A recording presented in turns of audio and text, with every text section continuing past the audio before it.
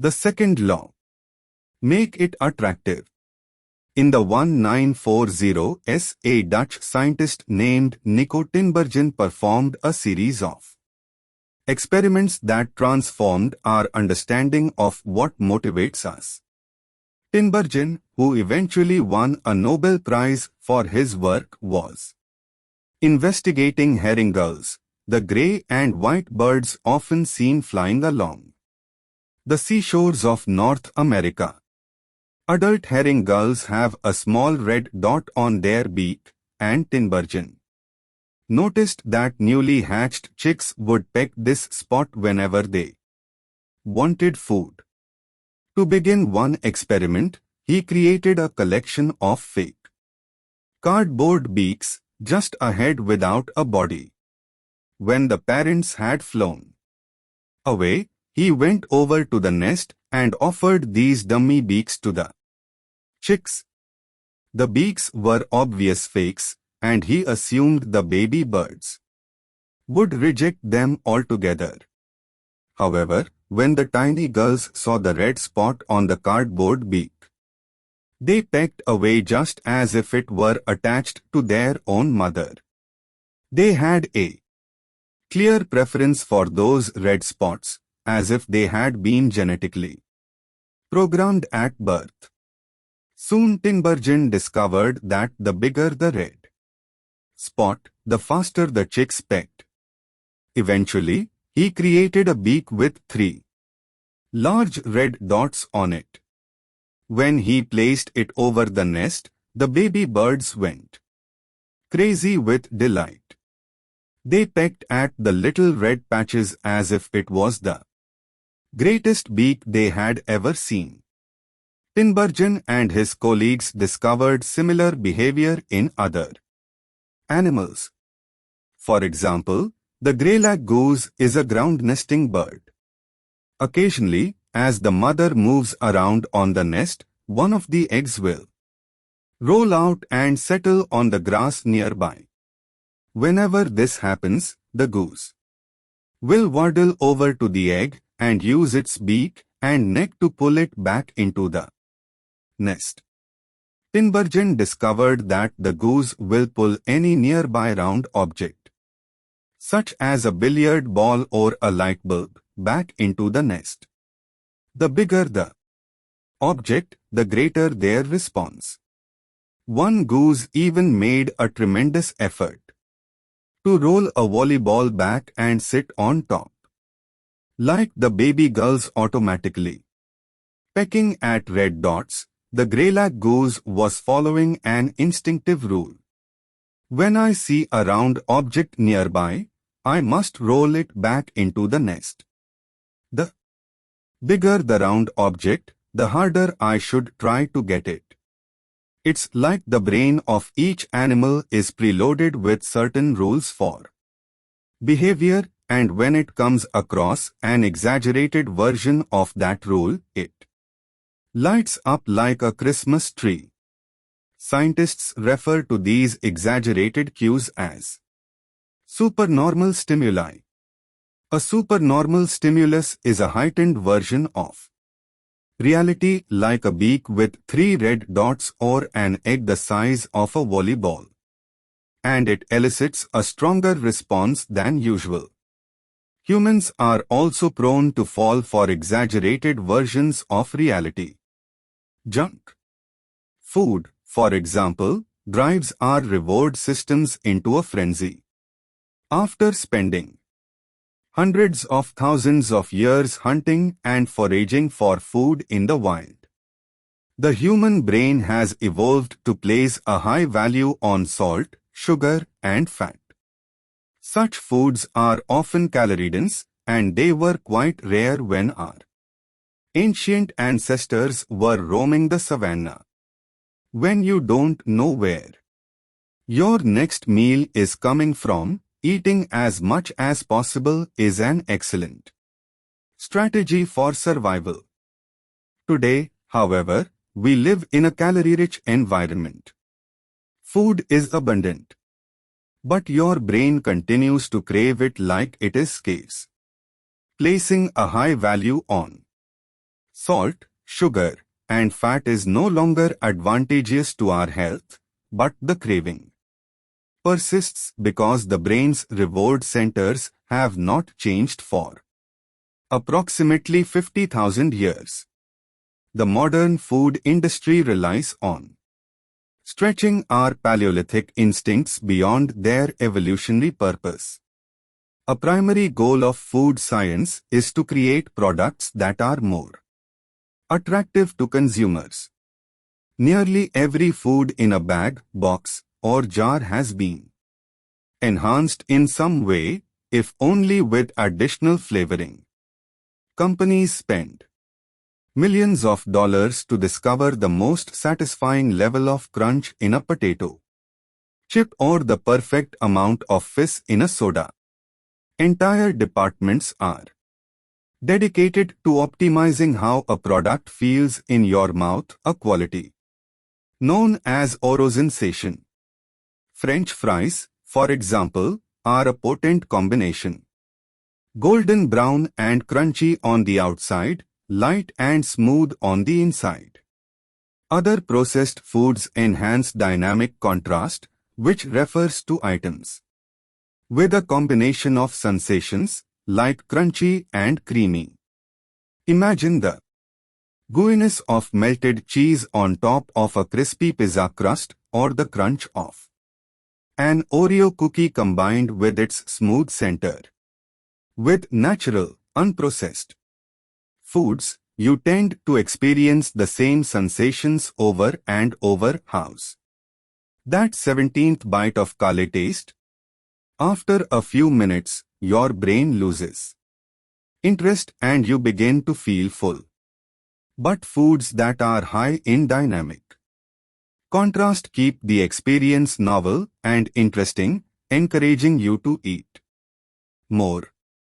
Ultimately, such strategies enable food scientists to find the bliss point. For each product, the precise combination of salt, sugar, and fat that excites your brain and keeps you coming back for more. The result, of course, is that you overeat because hyperpalatable foods are more attractive to the human brain. As Stephen Guinett, a neuroscientist who specializes in eating behavior and obesity, says, we have gotten too good at pushing our own buttons. The modern food industry and the overeating habits it has spawned is just one example of the second law of behavior change: make it attractive. The more attractive an opportunity is, the more likely it is to become habit forming. Look around. Society is filled with highly engineered versions of reality that are more attractive than the world our ancestors evolved in. Stores feature mannequins with exaggerated hips and breasts to sell clothes. Social media delivers more likes and praise in a few minutes than we could ever get in the office or at home. Online porn splices together stimulating scenes at a rate that would be impossible to replicate in real life. Advertisements are created with a combination of ideal lighting, professional makeup, and photoshopped edits. Even the model doesn't look like the person in the final image. These are the supernormal stimuli of our modern world. They exaggerate features that are naturally attractive to us, and our instincts go wild as a result, driving us into excessive shopping habits, social media habits, porn habits, eating habits, and many others. If history serves as a guide, the opportunities of the future will be more attractive than those of today. The trend is for rewards to become more concentrated and stimuli to become more enticing. Junk food is a more concentrated form of calories than natural foods. Hard liquor is a more concentrated form of alcohol than beer. Video games are a more concentrated form of play than board games. Compared to nature, these pleasure-packed experiences are hard to resist. We have the brains of our ancestors but temptations they never had to face. If you want to increase the odds that a behavior will occur, then you need to make it attractive. Throughout our discussion of the second law, our goal is to learn how to make our habits irresistible. While it is not possible to transform every habit into a supernormal stimulus, we can make any habit more enticing. To do this, we must start by understanding what a craving is and how it works. We begin by examining a biological signature that all habits share, the dopamine spike. The dopamine-driven feedback loop. Scientists can track the precise moment a craving occurs by measuring a neurotransmitter called dopamine.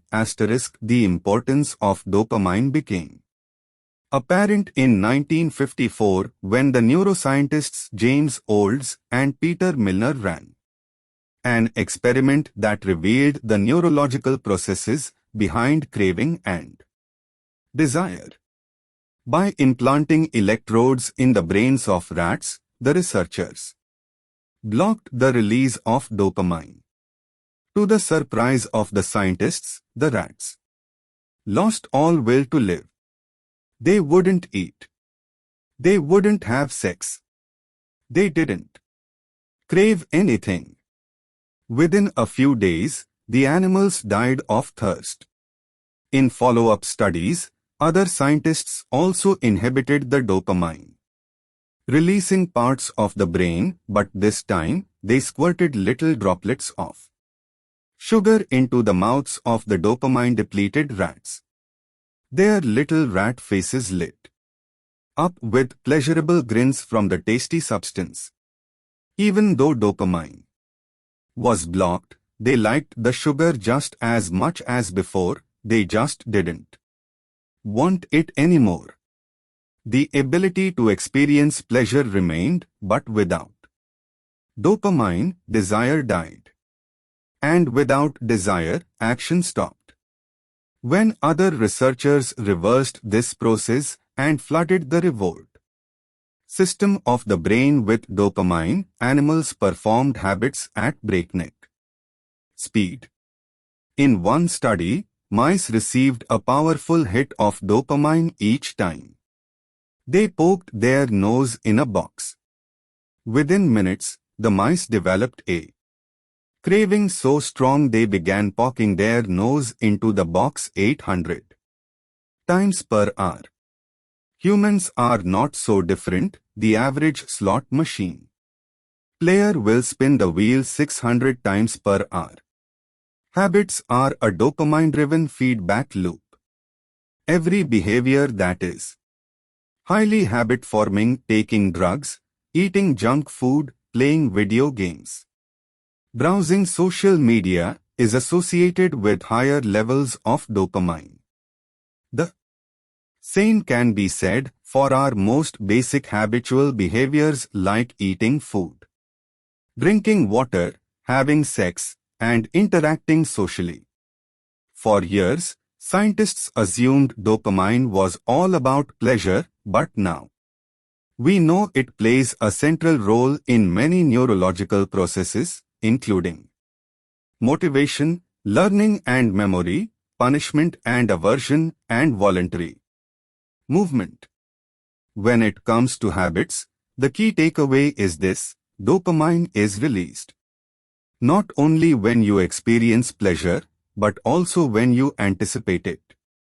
Gambling addicts have a dopamine spike right before they place a bet, not after they win. Cocaine addicts get a surge of dopamine when they see the powder, not after they take it.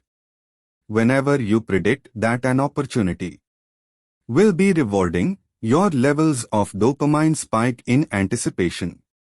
And whenever dopamine rises, so does your motivation to act. It is the anticipation of a reward, not the fulfillment of it, that gets us to take action. Interestingly, the reward system that is activated in the brain when you receive a reward is the same system that is activated when you anticipate a reward.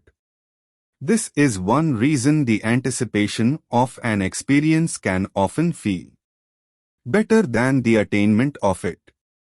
As a child, thinking about Christmas morning can be better than opening the gifts.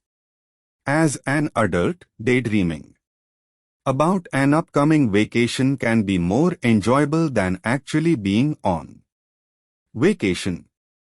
Scientists refer to this as the difference between wanting and liking. The dopamine spike. Figure 9. Before a habit is learned, A. Dopamine is released when the reward is experienced for the first time. The next time around, B. Dopamine rises before taking action, immediately after a cue is recognized. This spike leads to a feeling of desire and a craving to take action whenever the cue is spotted. Once a habit is learned, dopamine will not rise when a reward is experienced because you already expect the reward.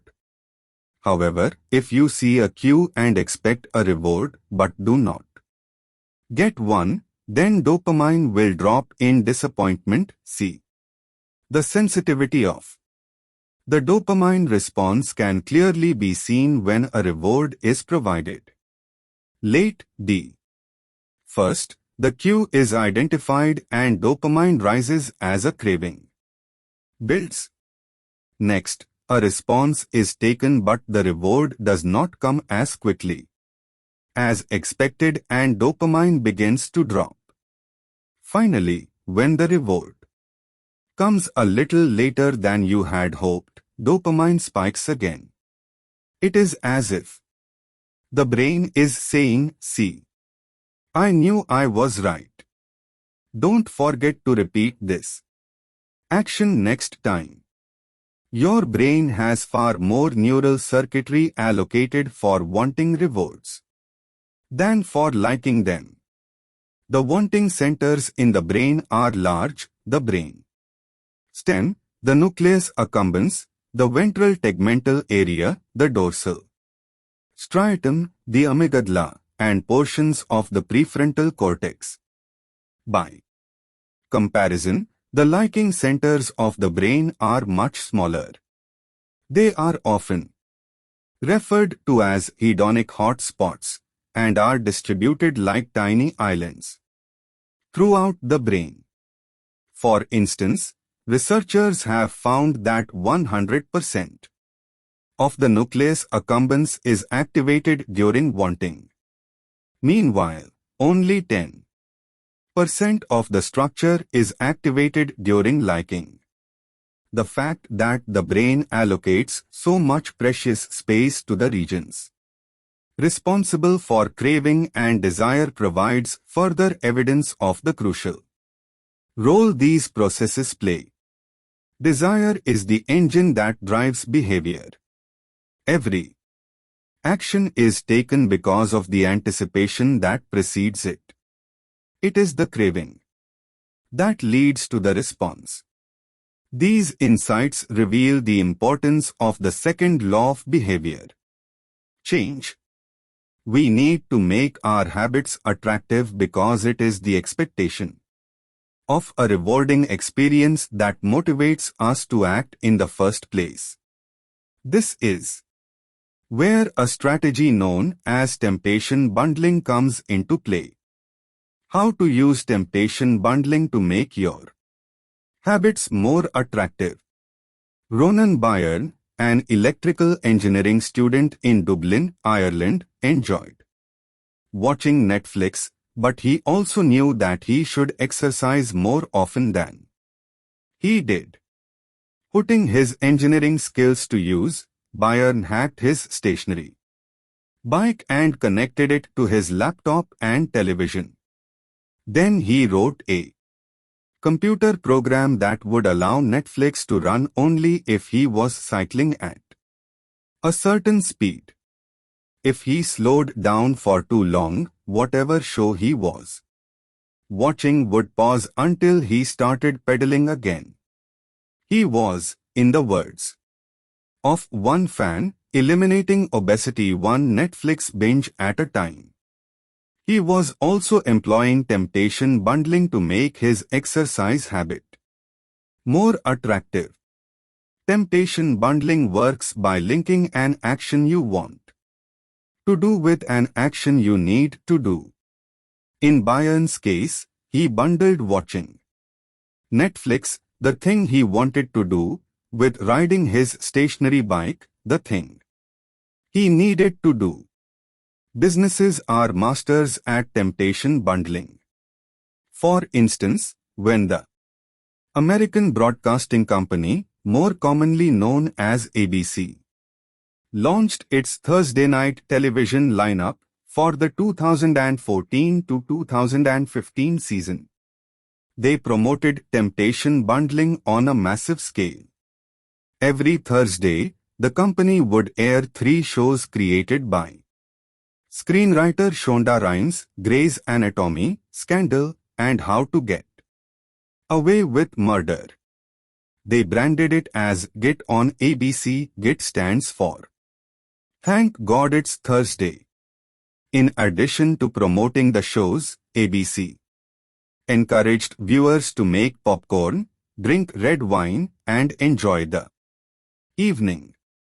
Andrew Kubitz, head of scheduling for ABC, described the idea behind the campaign. We see Thursday night as a viewership opportunity with either couples or women by themselves who want to sit down and escape and have fun and drink their red wine and have some popcorn. The brilliance of this strategy is that ABC was associating the thing they needed viewers to do, watch their shows, with activities their viewers already wanted to do, relax, drink wine, and eat popcorn. Over time, people began to connect watching ABC with feeling relaxed and entertained. If you drink red wine and eat popcorn at 8 p.m. every Thursday, then eventually 8 p.m. on Thursday means relaxation and entertainment. The reward gets associated with the cue, and the habit of turning on the television becomes more attractive. You are more likely to find a behavior attractive if you get to do one of your favorite things at the same time. Perhaps you want to hear about the latest celebrity gossip, but you need to get in shape. Using temptation bundling, you could only read the tabloids and watch reality shows at the gym. Maybe you want to get a pedicure, but you need to clean out your email inbox. Solution: only get a pedicure while processing overdue work emails. Temptation bundling is one way to apply a psychology theory known as Primack's principle. Named after the work of Professor David Primack, the principle states that more probable behaviors will reinforce less probable behaviors. In other words, even if you don't really want to process overdue work emails, you'll become conditioned to do it if it means you get to do something you really want to do along the way. You can even combine temptation bundling with the habit stacking strategy we discussed in Chapter 5 to create a set of rules to guide your behavior. The habit stacking plus temptation bundling formula is 1. After current habit, I will, habit I need. 2. After habit I need, I will, Habit I want. If you want to read the news, but you need to express more gratitude. 1. After I get my morning coffee, I will say one thing I'm grateful for. That happened yesterday, need. 2. After I say one thing I'm grateful for, I will read the news, want. If you want to watch sports, but you need to make sales calls. 1. After I get back from my lunch break, I will call 3 potential clients, need. 2. After I call 3 potential clients, I will check ESPN, want. If you want to check Facebook, but you need to exercise more. 1. After I pull out my phone, I will do 10 burpees, need. 2. After I do 10 burpees, I will check Facebook, want. The hope is that eventually you look forward to calling 3 clients or doing 10 burpees because it means you get to read the latest sports news or check Facebook. Doing the thing you need to do means you get to do the thing you want to do. We began this chapter by discussing supernormal stimuli, which are heightened versions of reality that increase our desire to take action. Temptation bundling is one way to create a heightened version of any habit. By connecting it with something you already want.